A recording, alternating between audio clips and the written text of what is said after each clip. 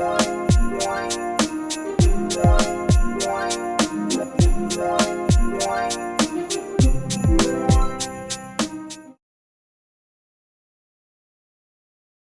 every engineering course, there is a survey camp organized at the end of fifth semester. That is supposed to be organized at Dadbulapura SS Ghati, which is a very isolated area. Okay.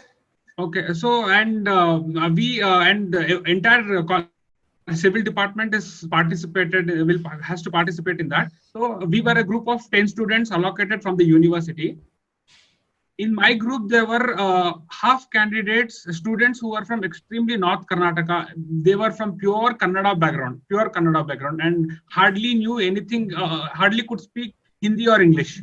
And the other set of students were from North Karnataka, who hardly could speak Kannada. So the problem was I was the only one who knew both the languages, because I am a Kannadiga. I know Kannada as well, English as well, Hindi as well. So the problem here arose was the teamwork was not able to be possible because the communication was a problem there. For everything, for everybody to participate, they would not understand what they are telling, and obviously due to the culture difference, they were not able to participate. So that entire thing was a burden on me to get together and get along, do the teamwork, because there are 5 projects to be completed, sir. Right. Okay. So the challenge here was, to get all these people together, and when we, after completing the camp, the project design was the big problem, and none of them students took the interest of completing the project. So the days were passing on and the load was piling up. So what I decided is, I would take up the entire load of learning the things to complete the project. So there are after the site work is done, there is the planning work which has to be done. So in order to complete that, we need to learn a couple of things.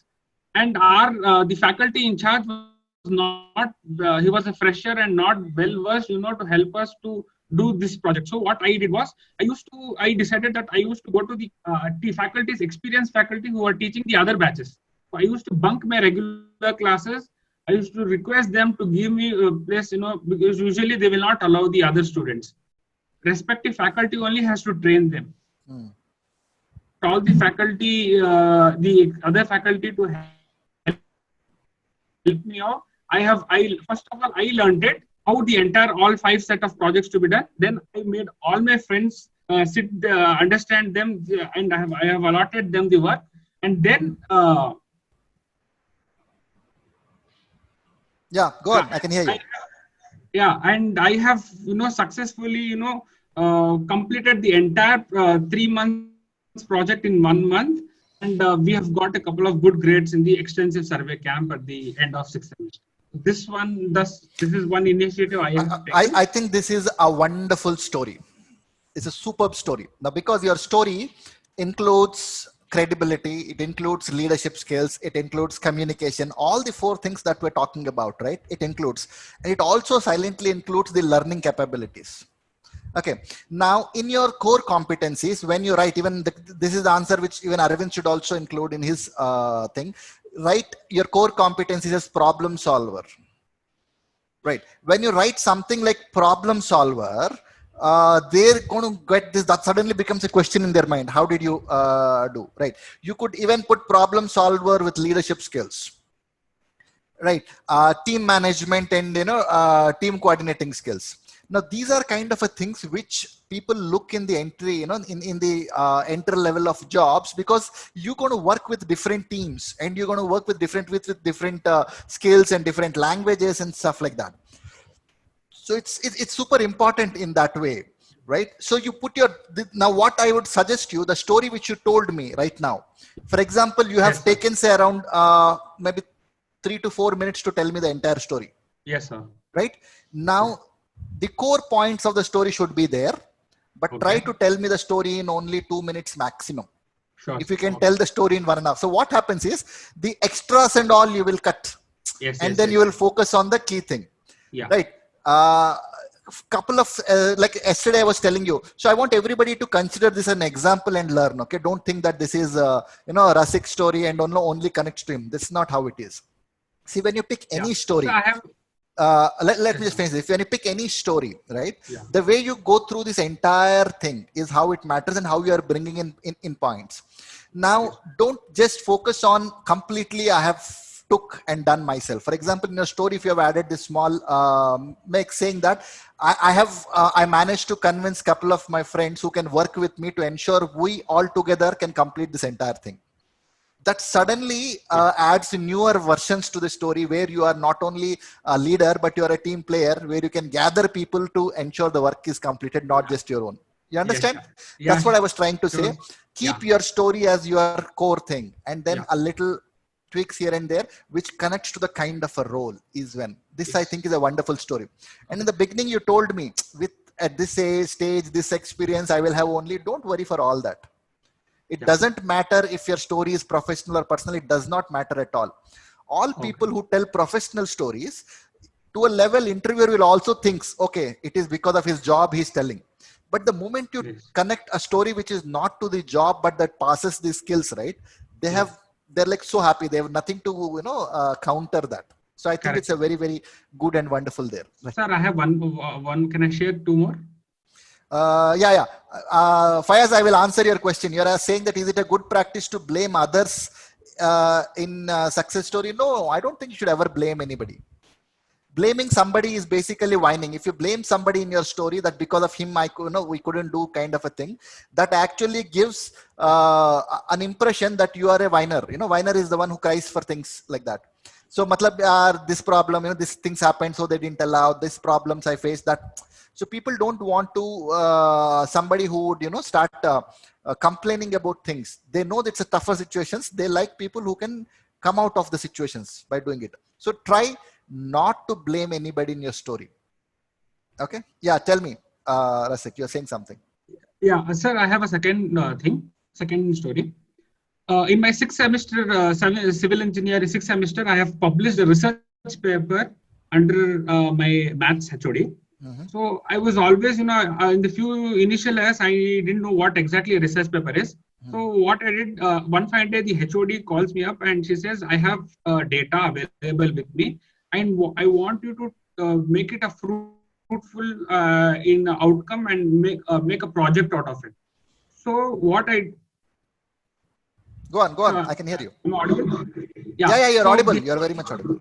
Yeah, the HOD told me that we will do a project out of it. So she gave me a couple of days and she told me to come up with a project idea. So after I, along with my fellow classmate, we sat and we decided that a project can be done and simultaneously a research paper can be published out of it because we are adopting altogether a new method. Okay. So what we did was we approached the teacher and we spoke to her about this and we finalized the project. So the project was analysis of annual and monthly rainfall of Kolar region of Karnataka by using both statistics and probability methods. Okay. But the method, statistics was pretty easy for us, we could do. But probability methods, we are not supposed to copy what the others have done. We need to come out with a new method and altogether, that is what research paper indicates. So now this had become a challenge for us. So to figure out a new method and altogether to make a unique paper, because that is what research paper means. You need to do out something what others have not done or probably improve what others have done. So now that had become a big challenge. So we listed out a number of research papers and finally we came to a method that a Markov chain model, if you would have heard of it, it involves using of MATLAB software, which is used by computer science students. Okay. So now it is a Greek and Latin for us. So what we did was, now this is again a second challenge. Who is going to tell us how to use MATLAB software? So what we did was, so we requested HOD ma'am to organize a 2-day workshop on MATLAB software so that at least some specialists in MATLAB software can come and teach us how to use the MATLAB software. Right.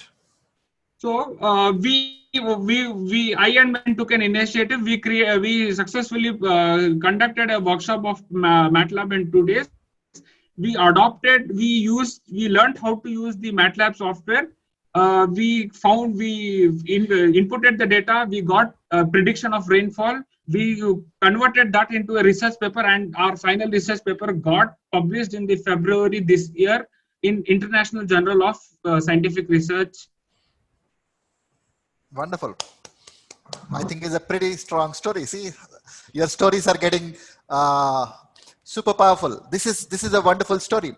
Now it talks about so many things, right? Apart from whatever I've told you last time, one another thing that I observed in your story is there is a place where you don't know how to do, and you were pushing your team and your leadership, no, your madam and stuff to teach us, and organized a workshop, learned about it, and then tried to do it. See, these stories, if you could successfully tell the way you are telling me right now, I don't think you would need to worry to crack an interview. It is done, man. It's just that, see, it's a little work. I am sure these are your personal stories. These are stories were always there. It is just that you do not know what to do with these things and you know how to tell them. If they ask you straight, you will tell. I said, don't wait for that. Now, from your story, always everybody who has worked on stories, remember, 1.5 to 2 minutes, your story should be there. Yes. Now, when I say 1.5 to 2 minutes, it is not the first version should be 1.5 to 2 minutes. If your first version of story, which you are saying elaboratively, is of 5 minutes, then cut short all the not necessary things which will not add value. When I say not necessary things, is something that is not adding value for the interview. And then see if there is any small tweaks in the story that needs to do to get the kind of a result that you really wanted to do. Yes, always focus on the research you have done for the JD and what are they expecting. You would have come back with what are the key competencies they're looking at it. Ensure key competencies are shown. It's shown in question format where they ask you and you have a chance to tell the success stories. Use your core competence like that. Yeah, sorry. I have written that I have published a research paper in my resume, sir. So that they can ask me about it. Exactly. Now the question what they would ask you is, what is that method? If I'm taking your interview, I would ask you, what is that method? I might not know, but I'll still ask you because I will only check your confidence and how are you explaining. And you know, the most important thing when you explain me the story is the kind of energy you have, you know, the passion you have to talk. Like, okay, because this is your story. I want to tell the story. Right, it's you're involved. Now, if everybody of you talk the stories which you are involved, automatically this passion comes. You don't need to prepare specially for your body language, that smile or that interest. See, if it is not your story, you will sit back and say something. But the moment you see how your body language is, you know, smile coming and then you feel more energetic. And that's exactly what creates an impression. That's called as positive you know, vibrations that you pass on to the interview. That's a good stuff. Very good. Anybody else who wants to share their stories? Anybody else who want to share their stories?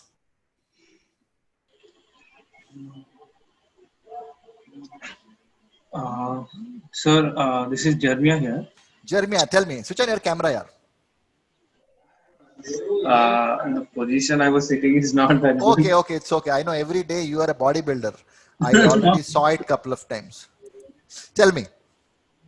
So I can share a story. This happened when one of the block of our college campus was inaugurated by the Chief Minister of Rajasthan. So I studied there. So I was a volunteer for the event that is going on. So I was near the gate, I was there to control the people and to show the way to the people, the people who are coming. So the thing happened is we have two gates. So the entry should be from the other gate, which was supposed, but on the spot, it was changed within moments that she's coming from some other way. So I was at the other gate where students used to come, and the same gate is used by the chief minister. Like, they are coming from the same gate. So in that time, there is a big conflict between, like, we need to stop all the people who are coming there, and we need to give way to the chief minister as they are coming. So there, I think the biggest conflict I have seen is People like few minutes before people are going, but now they are not allowed to go there. So people are coming and they are shouting like, why such a thing you are doing right now? So in that situation, I think the one great thing what I have done is I was unable to like cope up with the situation. So I called a like the god who used to be there. So I called him and he came very fastly, and he came and he only like done all the things. So here I can say that the conflict management is one thing I have like uh, seen or I have experienced how to manage. Yeah. But your story needs to have some success output also. Maybe try to work a little bit around the story. See, you have seen the conflict, right? And calling the security guard to manage, and he manages, part of it. Now, if you could make the story to a level where you work together with the security guard to ensure you manage that. Yeah, I was there with him. Exactly. So I'm saying your story should come like that, which didn't come when you're talking to me, or it should come to a level like how you have included the participant itself to be, standing aside and welcoming the guest rather than just, worrying for that, because this is the chief minister that who are coming. Yeah. Fair enough. Pick stories. Don't see any small story, any story small or big, or you need to understand how do you make it relevant to the kind of a role that they are looking at it, and then bring it on to them.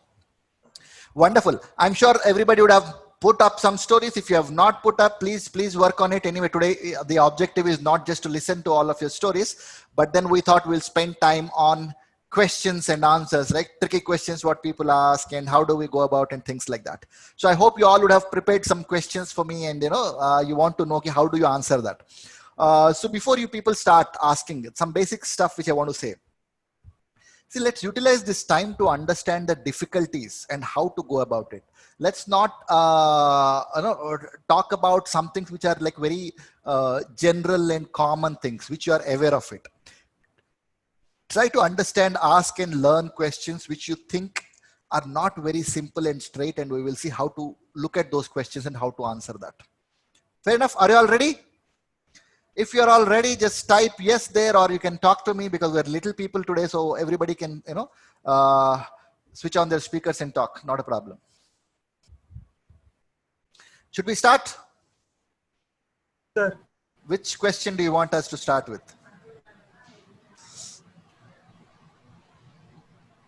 There is something I think I promised yesterday, right? So my question, sir. Yeah, Rasik is taking the entire session today. So the question which Rasik said was in any way in my list also in number 1. This is a question which somebody or which anybody and everybody would get it. Rasik, can you just repeat your question? When the interviewer asked, please tell me something about yourself first. Please tell me something about yourself. Now tell me, somebody has put a question. How long will we be with this? Okay, I that was also there in my list of questions. I'll answer that for us. Once let me finish this. Now, see, 2 ways to look at this. Every interviewer who talks to you wants to ask this question for sure, right? Or most of them will ask, because they do not really know how do they start and from where all things they would see. So one question, a simple question like this, where you start talking about everything about yourself, it's easier for them than going through the resume. Please do not be in a thought that everybody would have prepared your resume, read about it, and then coming for the interview. It doesn't happen like that. Right? People look at your interview during the session, during the way they're asking questions, and that is how it flows. When they're seeing some part of it, they ask you something. When they see the other part, they'll ask something, and then nobody comes prepared with your resume. Though in the organizations we tell. So this happens only with a very a senior profile. So if I'm hiring for a senior manager and stuff like that, I would go prepared with what experience they have come across. But in general, everybody asks, tell me something about yourself. Now, this is a wonderful question, right? This is a question where you can start, cracking it up. Because everybody asks this question, you need to ensure that you prepare for this question. Don't just go because you know this question will come. Imagine what you will do in an exam when you know that final year ka ye exam and this is the question that has come. You will prepare 10 times for that, isn't it? So the trick over here is what all you want to tell them is one part which you see, and how will you tell them is another part of it. Tell me something about yourself is not like, sometimes people would think, yeah, let me go out of my resume and say something. Don't do such mistakes because you have prepared your resume for the job. So you need to stick there. Don't think that they have read it and then they're asking to tell you something else. Something else can be a little bit added with regard to your hobbies and things like that, right? Now, one common mistake what people say is, for example, I will ask this question, Rasik, tell me something about yourself. Then Rasik would start saying that, my name is Rasik. I already know your name. That's why I've told your name, Rasik, and asked you, tell me something about yourself. Right? So do not start with I myself, I am, right? Because, you directly start with the details about it. For instance, if they have not even asked your name yet, and as soon as you come, then till now they do not know about you, then you can definitely say, okay, I'm Rasik. Okay. Now, how do you structure the answers of this question? If somebody asks me, right, I have two different ways to look at it. One, I will start with my current thing and go back. And second, I would start from the thing and then I come front till the current ones, right? I would prefer you all use the second technique. Second technique, what happens when you end it, they will ask you questions which you have more recently done. So you have better ways to put things up, right? For example, if somebody asks me, tell me something about yourself. If they do not know me, I say I'm Vijay. Otherwise, I say I'm originally born, brought up in Barhempur, Orissa. It's basically I'm giving my location from where I have come. I have finished my graduation way back, and I've been working in the field of training and development from last 17 years. So when I say last 17 years I've been working on, I'm insisting in that point of 17 years because that's something which I want them to register. Ki I have been there. In my entire career, I had been training people from an NGO to a retail industry to an online industry, and then customer support, operations. What I'm trying to tell you is, in my profile, when I'm introducing myself, I'm saying the different teams that I have worked with, where I'm trying to put them that I have been working for these different teams, training them.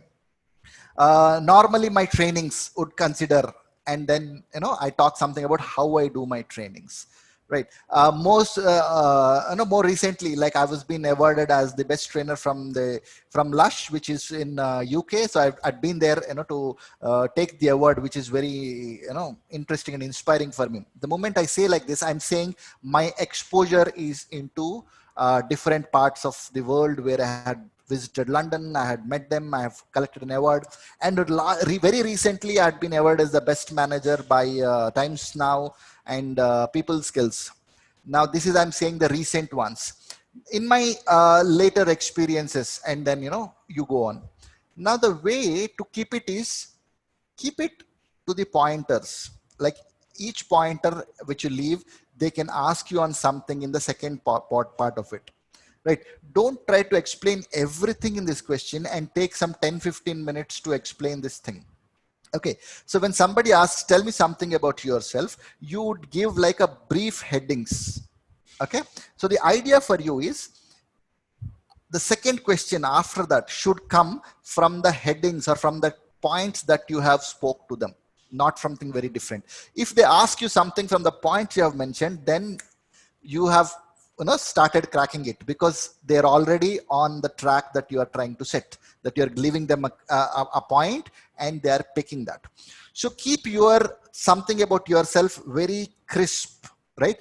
Every point you talk should lead to a question in their mind, and you should have further an answer for that. This one question, I request everybody, I repeat, this one question, I request everybody, write the answer for it. When you write a clear answer for this, you will understand this entire interview is in your control, because you know mostly they'll ask this question and you would give opportunity in every place to tell your success story. A good candidate is that one. The second question after this is where you tell your first success story. Right? Your strength should come. So you do what all things you have been done. Keep it in a simple, don't take more than say a couple of minutes to explain this answer. I have seen candidates who take 10-15 minutes to explain, because what all they know, they finish everything in this. After that, I don't have anything to ask and they don't have anything to say, because they would have said that. See, interview is a conversation. Two people needs to be engaged in that entire 30-40 minutes. And when they end it, they shouldn't feel tired. They should feel like they had a good learning conversation. When they have that feeling, you have done it there. Okay, sir. Got right? it. Good. Got it, sir. What's the next question? Somebody has put this thing. Congratulations, sir. Who said congratulations, sir? So for you getting awards, you tell you got award from you. Okay. Yeah, I've got a couple of awards. Recent one was the Best Managers Award, which is good. Anyway, is it a good practice to blame? I think I answered this. How long you will be with us? Fayaz, you want me to answer this question? So this is a tricky question, okay? When somebody asks you how long you will be with us, is basically they are trying to see your couple of things. Number one is how truthful you are when you answer it. Number two, they would also see, are you the one who's going to shift jobs very far, quickly, or going to stick there? Now, this also depends on how your resume is written. If you have 3-4 job changes in say last couple of years, it means you have not spent in any company a longer time. Then a definite question like this would come. You should be prepared for it. If, for example, for me, in my last 17 plus years of career, I think I have run my own company once for a couple of years. I've trained in an MBA college for 5 years. For Lush UK, I worked almost for 4 years, and Urban Ladder, I have worked almost for 6 years. And then I started my own company from last 2 years. See, I have a longer durations. They would not ask me, because they know by this that this fellow is not changing so many. He will stick and he will be there for a longer time. But if you have a shorter times, they would definitely ask. When you know that they will definitely ask, you need to prepare for the reasons of why the movement has happened. Okay, why is it that you're moving from one to one? And they would see. Now, a straight question, if somebody is asking, how long will you be with us? The way you should think about it is, I'll tell you my personal rule, right? Which made me stick to companies so long. See, the day I feel that I am not learning anything from the organization, nor I'm able to contribute anything new to the organization, I think that is the time for me to leave. Right? I will tell this line when they ask me, how long will you be there with us? I would love to be there forever. But for me, as long as I'm learning in this organization, I'll be there. And as long as I'm able to contribute something, I'll be there. The moment I feel I'm not learning anything new, or I'm not able to contribute, then I think maybe I slowly become redundant, slowly become irrelevant for the organization, so that I leave. Now, this is a wonderful answer, because companies, this is a very practical answer. This is what exactly people want. You should be with the organization until they are, you're learning something and you're contributing something. Okay, don't tell them that until you pay salary, I'll be there. And if you don't pay salary, I will not be there. Right? Why should we hire you? Zafar, you tell me. Zafar.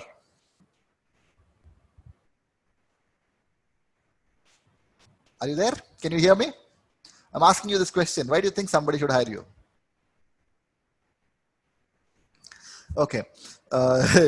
You're feeling shy. You don't want to talk to me. So this is another question, which is very regular. And this is normally is not a very a serious level of interview place where they ask, right? In between where they get little, off from a main question to something else, they would start talking to you about this. The mic is not working for Jafar. Sorry, it's okay. So why should we hire you? Now, when somebody says, why should we hire you? You should hire them because you have the skills, the competencies with you, which are required for the organization. They should hire you because your goals are matching with the goals that the company is also having. They should hire there because you believe your competencies, with your competencies, you can do a wonderful job in the organization. Don't give answers like, why should I hire you? Because I will learn a lot here. You might learn a lot, but what is it for the company? Right? Always give the answer, what is it for the company? They are asking you, why should I hire you? Okay, don't give unnecessary answers like because I have applied for it, or because you had a job opening, or because I don't have a job. Don't give all these things. Why should I hire you? You should say that my core strengths, I believe, are 1, 2, 3, 4. And I also understand from the job description that you are looking at a strong candidate who has 1, 2, 3, 4. And since these are matching, I think together we can do a much better job to fulfill my organization, my personal goals, which in return will fulfill every organization goal that we have. This is kind of an answer that you should give. Is it fine, Zafar? Sir, I think such questions, would not be asked for a fresher because, there's lack of experience. Is altogether new to the field. It's not that way. People would ask. See, the one who asks questions, no, you can't control him. He can ask anything, right? It all depends on how do you look at it. Yes, They would ask. For sure, there would be many people why they ask. Especially in the campus interviews, for sure we will ask. Because everybody has same resume, everybody writes same strength. So that's the automatic question that comes to our mind. See, they're freshers in campus, right? Why should I hire you? You're same like any other person. Now I need to, my point here is that how are you thinking about that question and trying to come out with, what is it that would be there. So whenever any such question, whenever there's a question, this is basically kind of a question of doubt, doubt in the sense, don't take the word doubt in a negative way. Basically they want to understand from your side, what is it that you have that I should hire? You need to connect your core strengths to the job description, period. That's all the reason why you should hire. There is no here and there stuff, right? Okay, sir. Thank you. Good. Jeremy, I had a question which says, tell me about your strengths, tell me about your weaknesses. Many people talk about their strengths and weaknesses in the first question itself. Don't do that. Okay. You can talk about your core competencies. Now I will tell you what are the big differences between strengths and the core competencies, or there are actually no much difference. Okay. Now I'll tell you. In the heading of your resume is one place where you have mentioned your core competencies. Okay, you have another opportunity to mention your core competencies in a resume where the column strengths are written. A little different these things are, but then core competencies are more of a skills and something which you can exhibit and then do it. Strengths are more which are internal very much to you, the kind of a person you are, which can come out. Now, this is a very common question actually. And as much you get a senior position, right? They stop nowadays asking questions like your strengths and weakness because it's too lame. When somebody asks about your strength, you will talk about your core competencies, which are connecting to the job a little, and then your personal things, which will connect, not direct skills. Like you will not use lines like, I know AutoCAD. AutoCAD, that's your competency. You are aware of it, right? You tell more about your thing. I'm a team player, right? I can work under pressure. I'm a quick learner. Put things like these things, not straight to the, straight skills like I know, MS SQL, or I know this software and I know that thing, and not like that. The way you should look at it is something that adds value. The core competency which you have said should connect to the job descriptions that they're looking at it, and your strength will ensure that your core competency is taken in there and then achieve the goals. How do you do that? Like by teamwork, by I'm a good problem solver. See, these are all places where they're going to ask you next, Acha, can you explain? Either they'll ask you, then you have a chance to say success stories. Otherwise, in your rest of the answers, they will check whether you have strength of this or not. Talking about strengths is easy. The next thing is about your weaknesses. People have changed this word from weaknesses to somebody says shortcomings, somebody says improvements and things like that. By chance, if somebody asks you, what is about your weaknesses? You can start it with saying, you mean my areas of improvement. The moment you use the word, you mean my areas of improvement, is suddenly you are changing the mindset of the interviewer also from that negative to a positive. That's the positive communication, what I'm talking about. You mean my shortcomings, right? You can say that I used to, whatever you'd say, it should be like this. That is something that is not directly affecting the core job that you do. For example, people use lines like I'm emotional and I get carried away with work and all. I also do not consider this is as very apt or right answers. I would rather prefer something that you could improve. For example, my communication skills are yet not as good as I want, and don't stop your weaknesses by just saying the word. Okay, you need to say what are you doing about it. Now that then your weaknesses is no more a weaknesses, right? It starts converting to this. Like I say, my communication skills, because I think I'm yet not par to the way where I want. So I was being advised by my teacher to start reading newspapers in English and start watching English channels and news. So I'm spending a little time over there, and I would always seek for opportunities to learn the same thing in the organization I work, right? Your weaknesses should be something on which you are currently working. Don't say that, I'm a very lazy person. It doesn't work like that. And this word emotional is something so sad that everybody I interview, they say, oh, I'm emotional. I'm saying emotional means what? Tomorrow you'll come to the organization and start crying, is it? If I put you a little pressure. So don't use such things.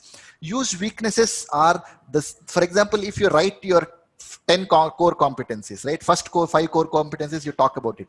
Imagine the 10th one, which you're not yet very good. You started working on, is something that you do, right? For example, finishing the tasks on time. Right now you would feel, okay, it is connected to my work, but that was a challenge for me. But from last 6 months, I've been working on this by maintaining a to-do list, by maintaining a calendar and noting down everything, which helped me a lot. But I'm still to a level where I stop wasting my time and start focusing more on the productivity. Always tell your weaknesses, which are there, a little bit relevant to the work, but which were there some time back, and you should add it with the action item of what is it that you're doing to come out of it or to improve it over there. Fair enough? Sir, is it? Sorry? Sir, I have a question, sir. Yeah, tell me. Yeah, sir, you told me to shortlist all your strengths and weaknesses and work on it little. Right. So I have figured out one weakness of mine that Tell me. I take simple things very easily and try to neglect them so that as if though they are of no importance. And Right. that thing I have felt it on during my projects or something by starting it very late. And now I have I am improving on it by saying that I'll take equally difficult things and easy things on the same platform or equal importance. Can that be a weakness? It is definitely a weakness, and it's a little bigger weakness, right? To me, what it sounds to me is your problem is prioritization. Right. Now, what you're trying to say is when things come to me, I would not know which one to pick and which one not to pick. So in the process, I leave some things which are sometimes important. Yes, sir. Right. That's exactly. So the problem over here is more of a prioritization, right? Now, I told you, if it is your real weaknesses, it is good to put it, but in a very subtle way where you say, what is it that you're trying to do? Yes, sir. Right? What is the action that you are trying to take? Right? You could also say, I overdo things. I'm a little bit more towards being perfect to what I try to do, and I spend comparatively more time there. Now I am trying to learn how to do it. Now, when I leave the question like this, I'm trying to do how I do it, is actually the tail answering concept, where suddenly they ask, Acha, what are you doing? So if I've actually planned something, I will go back and connect to the other things. Okay. Yes, sir. Got Where do you see it, sir. yourself in 5 years? Jeremiah is asking me a question. Now, this is also a very common question back then. I don't know how many people are still asking you the same, because these are like so old, dated questions. Are they still asking these questions? Okay, they might be asking. I have stopped asking, because after listening to the kind of answers which people say, right? People tell me that I want to be in your position, I want to do there. So the way to answer this question, let me come straight to the point. See, they are going to see that, how much have you thought about yourself or your life for 5 years? For example, imagine you are an engineer and you are going for a banking job. Just an example I'm saying.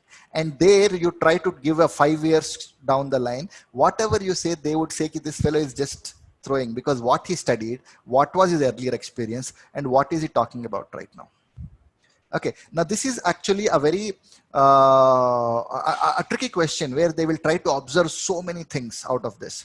Now, when somebody suddenly asks 5 years, if I would be in a fresher and somebody would have asked, I would given a smile and says, I am not, honestly speaking, right? When you say something which you don't know, you should add this word in the beginning. It's a very powerful word called as honestly speaking.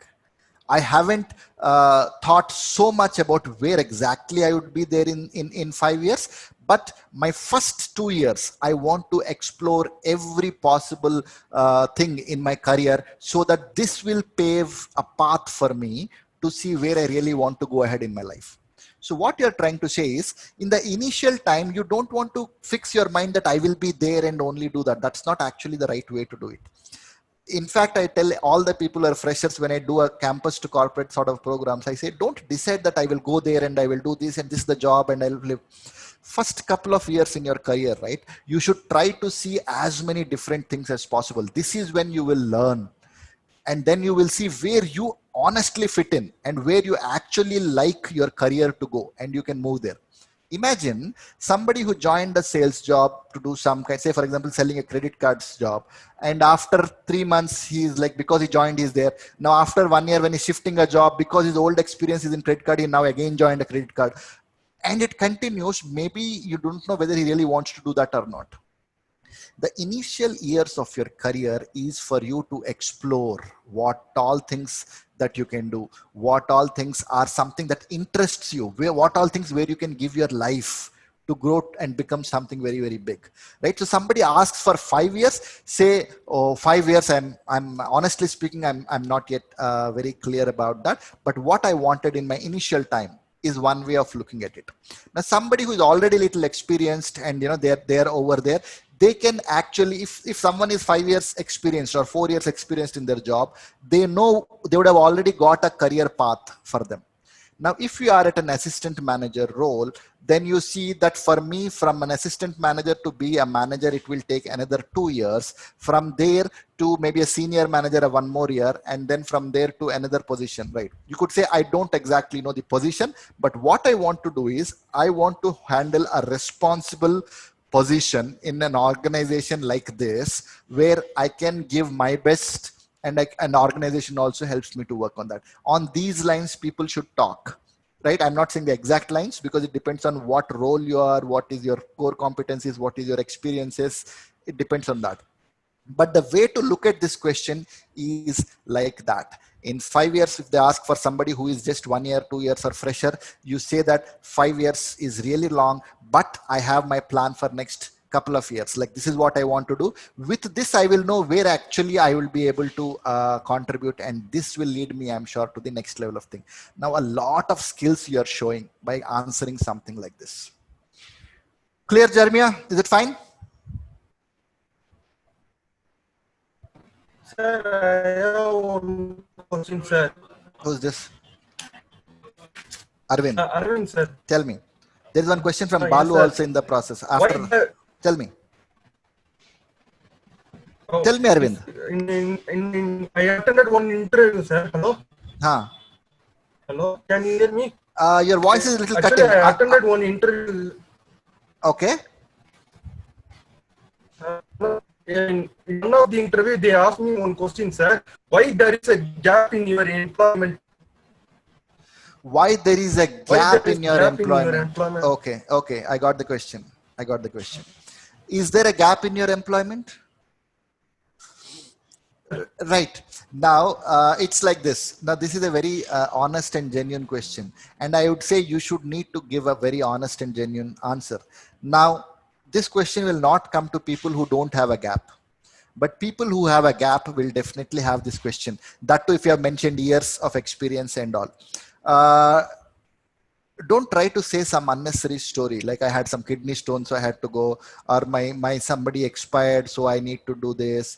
See, when you give a problem for which you are doing, you are putting up your weaknesses there, right? You're saying that, you know, because my grandfather expired, so I was matlab, if there is a problem at your house, you will leave the job. You are not a reliable candidate. That's basically how they would understand. Okay, you should take responsibility of your gap. Now, honestly tell me, if you have a gap, then why was the gap? Then put the real gap there and try to put that in a positive communication. Can be like, you know, I realized in the last job that because of the kind of a culture which was not very supporting to the kind of values I have, without even looking for another one, I had to leave the job. And it took me some time to find the real one, because I had my experiences there which were not fitting my values. So I really wanted to there. Now, 2-3 things I'm telling it here. When I say I left because it is not connected to my value, it means I am not talking bad about them. They have their own values, but it is not matching with mine. Right? That's the reason I had immediately to put. It means interviewer understands that you were upset with the company and you have come, but still you are not talking bad about it. That is number one. Number two, when you see an injustice, right? When you see something not happening right, you don't want to wait for a chance to get out, but you thought it is not right, so it is not right. This shows the integrity and honesty part of it. And then you say, it took this much time honestly for me to find the way it is. So I suggest all of you, whoever has gap, first put it or think about it or write down what is the real reason for the gap. Right? Nobody would want a gap intentionally. The problem is we want to hide one person to say we might not have got a job for next 6 months. That's fine. But you should find a real reason and try to put it, but also add an additional line with the gap. What you should add is, I had, for example, the worst example, I'm saying this. So you lost a job and you couldn't find another job. It took 6 months for you, and that's the gap. You would actually say, you know, I like the first part I told you, maybe it is not matching to what I really wanted to do and can do. So I had to step out, right? But to find the real one, I took 6 months, and that was the gap. But nevertheless, during the 6 months, I ensured right, whatever you have learned in that time, if you have studied a course, if you have done some work, if you have, you know, been part of some voluntary activities, if you were helping your somebody that talks about, you can put those things, right? Don't say that I was working for my father in his company, so I don't have any document or letter. Don't put such lines, right? It's very easy for them to answer, because if you worked for your father for 6 months, then why did you leave that? You don't even connect to your own father's business, then how do you connect to anybody else? People will have wrong reasons. So what I want you is to put the right reason and try to make it in a positive way. Attach what have you done in that gap, and that's important. If there is a health issue, then put straight the health issue. The end should be, but I have recovered completely, because you don't want them to take this thought that, you know, the health issue might continue in this job also and you could leave. So, but I have completely recovered, and that's when I am right now there. That's how you should handle. Balaji, you had a question. Tell me about your abilities to work under pressure. Now, such a wonderful chance to tell a success story. You all need to have a story which says that how you have come out of pressure. Like the movement, the simple story which the parking wala Rajasthan chief minister, you know, I think Rasik or Zafar, who was saying that? So me, Jafar. Zafar, right. Jeremiah said that story. Okay. So whoever said that story, you understand the pressure that people would feel when a chief minister is coming, security issues are there, and at the same time, students who want to enter, they are fighting because they don't know that they're stopping them because chief minister is coming. So they have a very short span of time. By the time the vehicle comes, these all things needs to be moved. And when you can explain that story so well, right, which says that in pressure, but we ensured that the vehicle was not even halted for a second and everything was smooth. They moved, and how did you do? So these situations, when he says that suddenly the gate changed, is where the pressure comes. It's a very simpler story to say. Now, if Balu is asking with his work and with his experience, I'm understanding with his own ways. He will have a lot of stories. I'm sure, Balu, you'd have a lot of stories to talk about how you worked under pressure. The way this needs to be handled is when pressure comes, when there's a lot of pressure for you, what should never change is your composure, right?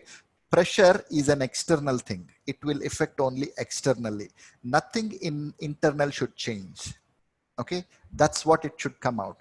What might change is maybe for a particular period of time, we extend our working hours, we extend more connecting with people and more reporting, and depending upon what kind of a stress they're talking about, right? But what should change is this pressure situation is only for a limited period of time. And if you stick there, if you stand straight, if you stand still, this moment will go. So what should not change is your composure. Now, how do you work under pressure? They say, first of all, I don't take my work as pressure. I might have load of work. I will plan and do things accordingly. And if as a team, suddenly there's a lot of pressure, I would reorganize my team. I will ensure everybody is in the right motivation and right spirit to start taking towards the pressure. And then I will do the kind of work what we do. Right. People would put, like, you know, say, for example, sales job, you go, how do you work under, your ability to work under pressure is basically month end sales targets. How do you do? Right. So you say, I understand the importance of the month end, but for personally, every day is a day end. Every week is a weekend. So I split my targets in that way, and I try to do as much as possible. Definitely in the weekend, there would be more pressure. It means there is more working hours we need to give, more focused it needs to be, and I am understanding, and that's a very common part of it. I don't personally take a load on it, is how you should put the questions ahead. Okay, Balu? Yes, sir. Yep. Tell me. Next. Sorry, Arvind, your voice is not clear. Can you type the question? Yes, sir. Type it. By the time Arvind types, anybody has any other questions which you think you should know? Sometimes people ask you questions about, tell me something about the organization.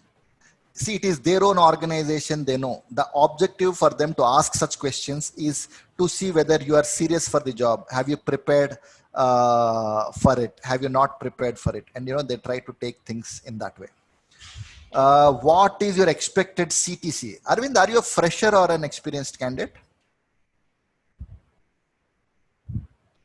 Arvind? Hello, sir. Tell me. Are you a fresher or you have some experience? I have 1.5 years experience, sir, actually. Okay. Okay. So I'll tell you how this question needs to be looked at it. See, when somebody asks you, what is the expected salary? First of all, if you are fresher, and if you are, say, 1 year, 2 year, 3 year, I would still say, you know, works more or less same. There would already be a standard that is set. See, salaries are decided only on two different ways. Number one, a standard that they have set, it needs to fit in there. If your more or less work is there till 3 years, 10, they will not go out of the standard. More or less, they fixed it and they will stick there until unless a very strong reason. As you move up in the ladder, they might do a little change. Now, when you go from specific roles, for example, an AM role, a manager role, and an above role, they will not have a standard by number. They will have a standard like say maybe 12 to 20,000, 12 lakhs to 20 lakhs, depending upon kind of candidate you get. There they will have an expectation. So what you should definitely do is you need to see what is your current CTC. You need to see what is the market standard of that particular industry which is growing, and keep a 5 to 8% more to it, and then ask. That's a very normal standard way of doing it. It just depends on person to person how they answer this thing. For example, when somebody asked me in one of my job, what is your current salary? I said it is confidential. They had suddenly a question, how can you say it's confidential? I say, if I ask you this question, what is it that you're paying to somebody in the same role? Would you be able to tell? They said, no, that's confidential. I said, this is confidential in way. I can use it because I was at a different position and I was talking to them in a particular way. My point to them was, hire me for the skill I have and the budget you have. Don't hire me for what I was drawing earlier and give me a little bit more on that. That was one of my way to put it there.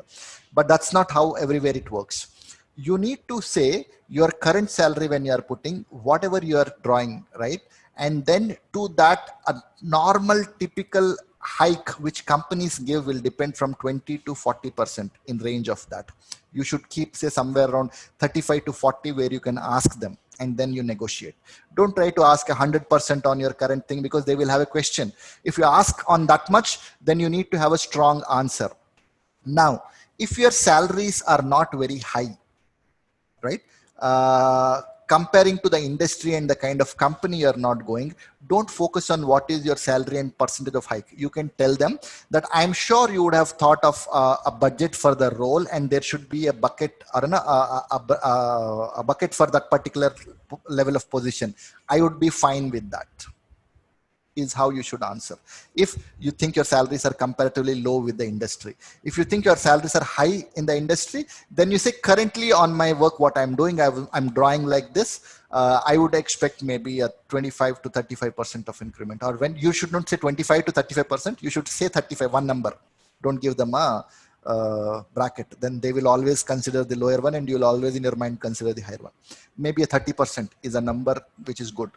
Now, post-COVID, I'm sure people will be very stringent over here with regard to money. They will try to keep you with your current salary, with your earlier salary, maybe a little hike and little spike and stuff like that. This is more of a negotiation. You need to learn a little bit of how to do it. But in generally, they ask, fresher, say whatever is the market standard, and I'm sure you have already a bracket for the band I am joining or a level I am joining. Pay me that. Right, next. One more question I can take. It's 7-2. All your questions are done. That's all what you have? Yes, sir. You told in the beginning that when they first tell me about myself, we will talk only what is there in the resume. That means we can, as a fresher, I can talk about my academics, my aggregates, my internship. You can talk about something which is not there in the resume. My point is, if something that is important and about you, then why is it not there in your resume for a fresher? Correct. Right. So you talk your resume. Don't talk about something which is not outside. Right? Because I heard sometimes, people tell me that when you ask something about yourself, you talk different things. No. Anything they ask, your goal is one. I need to get the job. So let me talk about how I am good and important for the place to get a job. Stick there. Correct. Yes, Balu, you're saying something. Hello. Yeah, Balu. Sir कोई एक company अगर वो पूछती है आपका current CTC जो है उससे हम कम आपको देंगे, आप हमारा क्राइटेरिया में नहीं बढ़ रहे, आपको इतना कम में आना पड़ेगा, क्या कर सकते हैं? मत जाओ यार, दूसरे कंपनी को देखो. अगर आपको जॉब की जरूरत नहीं, कोई आपको अपने सैलरी से कम मांग रहा है, तो क्यों जाओगे आप वहां पे? राइट. पर अगर आपके पास ऑप्शन नहीं है, आपको जाना है, तो आपको वो कॉम्प्रोमाइज लेना है. इसीलिए वो बोल रहे हैं वो बात. For example, say a senior director level positions, when they shift companies, right, they move to one to another, they might join for a cut on salary, but they will have other facilities, like they will have a ESOPs or an equity depending upon roles. But at our when we're talking, somebody is telling you, I will pay you lesser than the other job, and you are in the other job, why will you leave? You say, no, that is not fair. They are trying to misuse you, which is not a right thing. वो सही चीज नहीं है. आपका फायदा उठा रहा है वो। अगर वो आपको रीजन दे पाया कि क्यों वो कम दे रहा है और वो रीजन आपको लगता है कि सही है तो आप सोच सकते हो, नहीं तो मुझे नहीं लगता कोई रीजन। ठीक है, any other question? One last. Somebody who has not asked me any question, Ruman or Lingaraj. क्या हुआ भाई? You people are not in talking terms with me.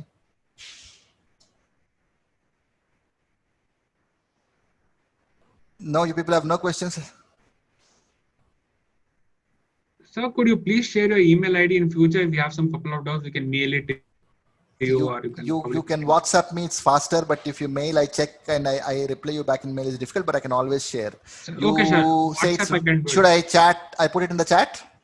Yes, sir. Your mobile number, you can put it, or you can WhatsApp it. You're already there in the WhatsApp group, so you know my mobile number. Right. Thank you. Yep, Vijay Tapanraj is my email ID. Okay, guys, that's good. If you're getting some questions, then mark it. If you are getting 1, 2, we will try to see if we can touch tomorrow. But tomorrow, what I will try to do is I will teach you a little bit on how virtual interviews will happen and what you need to do. And tomorrow is going to be our last class. So we're going to take a quick check. So it would be good if you have made your resume and we can talk more about it. I thought of a mock interview, but I do not know how we'd really be able to do much. If you're fine, I can take 1 or 2 people. If you think that you're ready and you want to give an interview, I'll be happy to take your interview tomorrow. Sir. Right? Sir, I'm Jamia. Yeah, tell me, Jamia. So one thing they will ask at the last is, do you have any questions? So how we need to ask them? Which you should need to prepare enough questions to ask. When they say do you have any questions, never say that no. Right? You have to prepare the question. You need to ask questions, but don't ask any random questions like how many leaves do you have? Will I get job? Your question has to be on. See, till now they asked you questions to understand about will you fit in there or not. This question should be to check whether they will fit you to pick to work here or not. And how do you say is, sir, if I join, what do you think my career plan would be? What do you think my career growth would be? Could be kind of a deeper question. You should ask questions like, what all trainings do you plan for a role like this? Right? What all new things I would learn and things like that. Don't ask questions like in how many years I can become a manager. Right? You got to ask there. Think in this topic in your mind that they did so much interview to find whether you fit in this. You need to ask politely a question which says whether they fit in you or not. Don't ask too many questions. Maybe ask 1 or maximum 2, not definitely more than 2. But don't say that, no, I don't have any questions. Okay? Ask questions on your role, on your profile, on whatever things it is. Okay. And if you feel that you have messed up the interview, it's all gone bad, and you know that sometimes it happens, you ask them that, is there any feedback for me for improvement? Okay. But don't ask for everything that feedback for improvement. That's also not a very bad question to ask. The way they answer, you will understand whether you got a job or not. Okay. That's how it happens. But your intention is to see whether you're going to learn there, can continue there and stuff like that. Okay. Okay. And the one question, sir, only one. Tell me. If I am in a situation where I don't know the exact answer, what I need to tell to them. Say, I don't know. Okay. Be very honest and say, at this moment, I don't know. But you add this, I'm so sorry. I don't know about this. Okay. Right. But I will make a note. I need to understand. Right. And if such a thing happened, okay, then in the end, when they ask you, do you have any question? Then ask that question. Can you please tell me about that? Because in somewhere in my mind, I'm thinking. So this suddenly gives a positive thing to them that, see, this person is a learner. He wants to understand that. So that's how you basically use the trick. If I have some question which I don't know the answer, in the end, when they say any questions you have, I'll ask this. Okay. And that's a wonder. So many candidates did that with me. And I have just selected for that one presence of mind. It basically happens a lot in campus interviews. Yes, sir. I used to ask them a question. Anyway, I'll see tomorrow if I can ask you some questions. Okay, sir. Right? Okay. Thank you, sir. Chalo. Thank you very much. Catch you all tomorrow.